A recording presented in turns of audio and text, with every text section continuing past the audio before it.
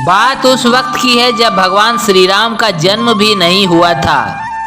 भीड़ जाति के एक कबीले जिसके मुखिया अज थे, उनके घर में एक कन्या का जन्म हुआ जिसका नाम श्रमना था। श्रमना सबरी का ही दूसरा नाम था। सबरी की माता का नाम इंदुमती था। सबरी की जाति सबर थी जो कि भीड़ों से संबंधित थी। सबरी बचपन में पक्षियों से अलौकिक बातें किया करती थी जो सभी के लिए आश्चर्य का विषय था। धीरे धीरे सबरी बड़ी हुई, लेकिन उसकी कुछ हरकतें अज और इंदुमती की समझ से परे थी। समय रहते सबरी के बारे में उसके माता पिता ने किसी ब्राह्मण से पूछा कि वह वैराग्य की बातें करती है। ब्राह्मण ने सलाह दी कि इसका विवाह करवा दो। अज और इंदुमती ने सबरी के विवाह के लिए एक बाड़े में पशु पक्षियों को जमा कर दिया। फिर जब इंदुमती सबरी के बाल बना रही थी तो सबरी ने पूछा कि माँ, हमारे बाड़े में इतने पशु पक्षी क्यों हैं?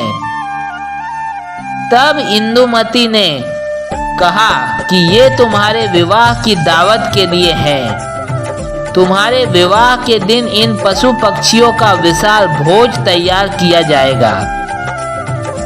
सबरी को यह बात कुछ ठीक नहीं लगी, अच्छी नहीं लगी। मेरे विवाह के लिए इतने जीवों की बलि दी जाएगी, इतने जीव मारे जाएंगे। मैं अपने विवाह के लिए इतने जीवों का बलिदान नहीं देने दूंगी। अगर विवाह के लिए इतने जीवों की बलि दी जाएगी तो मैं विवाह ही नहीं करूंगी।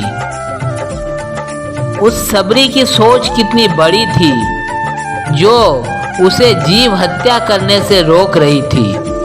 सबरी ने रात्रि में सभी पशु पक्षियों को आजाद कर दिया। जब श्रमना बाड़े के किवाड़ को खोल रही थी तो उसको किसी ने देख लिया।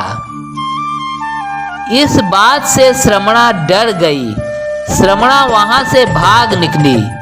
सबरी भागते भागते ऋष्यमुख पर्वत पर पहुंच गई, जहां पर बहुत सारे ऋषि मुनि रहते थे।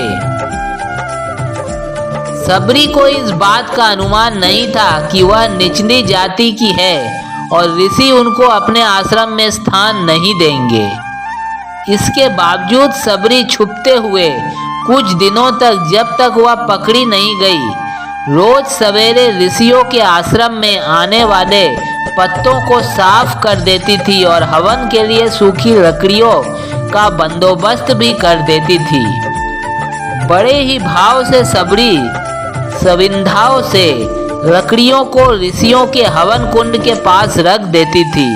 कुछ दिनों तक ऋषि समझ नहीं पाए कि कौन है जो उनके सारे नित्य के काम को निपटा रहा है। कहीं कोई माया तो नहीं है। फिर जब ऋषियों ने अगले दिन सवेरे जल्दी सबरी को देखा तो उन्होंने सबरी को पकड़ लिया। ऋषियों ने सबरी से उसका परिचय पूछा तो सबरी ने बताया कि वह एक भीलनी है। ऋषियों ने भीलनी को नीच जाति का बताकर सबरी को ताड़ना देना शुरू कर दिया। तभी उसी समूह से एक ऋषि मतंग ने सबरी को उन ऋषियों से बचाया और उसको अपनी बेटी कहकर उसको एक कुटिया में शरण दी और सेवा करने को कहा। समय बीतता गया। मतंग ऋषि बूढ़े हो गए। मतंग ऋषि ने घोषणा की, अब मैं अपनी देह छोड़ना चाहता हूँ। तब सबरी ने कहा कि एक पिता को मैं वहाँ पर छोड़कर आई और आज आप भी मुझे छोड़कर जा रहे हैं। अब मेरा कौन ख्याल रखेगा? मतंग ऋषि ने कहा कि बेटी, तुम्हारा ख्याल अब राम रखेंगे। सबरी सरलता से कहती है, राम कौन है और मैं उन्हें कहाँ ढूंढूंगी? बेटी, तुम्हें उनको खोजने की जरूरत नहीं है, वो स्वयं तुम्हारी कुटिया पर चलकर आएंगे। फिर मतंग ऋषि ने अपना शरीर त्याग दिया। आइए अब हम इस कहानी को कुछ देर के लिए यहीं विराम देते हैं और पुनः वापस आने के लिए सबरी का सबर कुल में जन्म लेने के पहले 2 जन्म हुआ था। पहले जन्म में वह एक अप्सरा थी जो देवराज इंद्र के किसी समारोह में उपस्थित थी। उस सभा में भगवान विष्णु का आगमन हुआ। वह भगवान विष्णु के प्रति अनुरक्त होकर उन्हें अपलक दृष्टि से देखती रह गई। देवराज इंद्र को क्रोध आ गया। देवराज इस बात से क्षुब्ध हो गए और उसे श्राप दे डाला कि जा तू मनुष्य योनि में जन्म लेकर अधम जाति की स्त्री हो जा। इसके बाद अपने दूसरे जन्म में सबरी का जन्म एक रानी परमहिसी के नाम से हुआ। एक बार कुंभ के मेले में परमहिसी रानी अपने महाराज दोनों साथ में गए। राजा का वहां पर शिविर था। रानी को एक दिन अपनी खिड़की से ऋषियों का समूह दिखा जो कि हवन कर रहे थे और मंत्रों का उच्चारण भी कर रहे थे।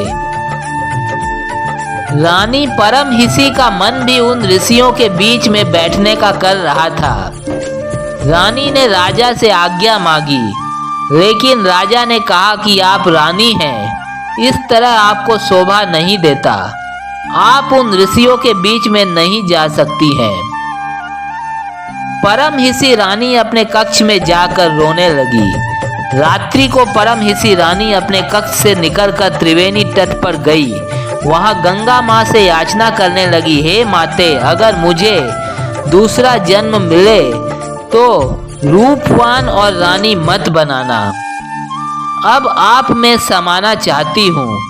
इतना कहकर परमहिसी रानी अपना देह त्याग देती है और जल समाधि ले लेती है। इसी कारण अगले जन्म में सबरी रूपवान नहीं थी, ना ही किसी राजघराने से संबंधित थी। उधर मतंग ऋषि के देह त्यागने के बाद सबरी ने मतंग ऋषि के इस वचन को पकड़ लिया कि राम आएंगे। सबरी रोज भगवान के लिए फूल बिछा कर रखती, उनके लिए फल तोड़ कर लाती और पूरे दिन भगवान श्री राम का इंतजार करती। इंतजार करते करते सबरी बूढ़ी हो गई, लेकिन अब तक राम नहीं आए। फिर एक दिन आ ही गया जब सबरी के वर्षों का इंतजार खत्म होने वाला था। सबरी ने फूल बिछा कर रखे थे। आते जाते लोगों को मना कर रही थी कि इस फूल पर केवल भगवान राम चलेंगे। सबरी श्री राम के लिए बेल तोड़ कर लाई थी।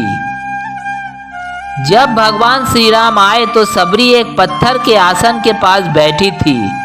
सबरी ने पहली नजर में भगवान को पहचान लिया। सबरी ने भगवान का खूब आदर सत्कार किया और उनको बेल खिलाए।